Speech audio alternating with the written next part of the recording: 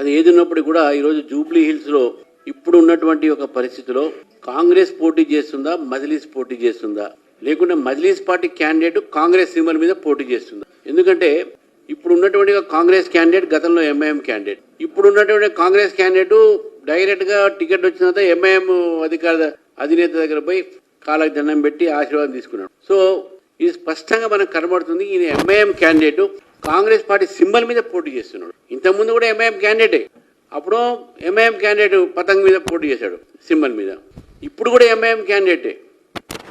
ఇప్పుడు హస్తం చేస్తున్నారు, ఎందుకంటే హస్తంతోనే వాళ్ళు పతంగిలు ఎగిరేస్తారు కాబట్టి ఆ రకమైనటువంటి ఒక బంధం ఎంఐఎంకు కాంగ్రెస్ మధ్యన ఉన్నది. గతంలో ఇదే ఎంఐఎం కొన్ని రోజులు బీఆర్ఎస్ కూడా కాపురం చేసింది. వాళ్ళిద్దరు కలిసి ఉన్నారు, వాళ్ళ మద్దతుతోనే బీఆర్ఎస్ గెలిచింది సిటీలో కానీ అక్కడ కానీ కొన్ని సీట్లు.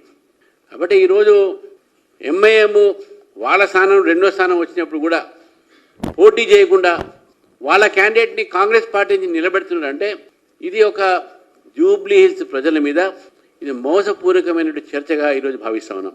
ఈరోజు ఎంఐఎం పార్టీ కాంగ్రెస్ సపోర్ట్తో గెలవాలని చెప్పేసి కాంగ్రెస్లో వాళ్ళ క్యాండిడేట్ పంపించి గెలిచే ప్రయత్నం చేస్తున్నారు. ఇది జూబ్లీ హిల్స్ ప్రజలకు జాగ్రత్తగా చూడాల్సిన అవసరం ఉంది.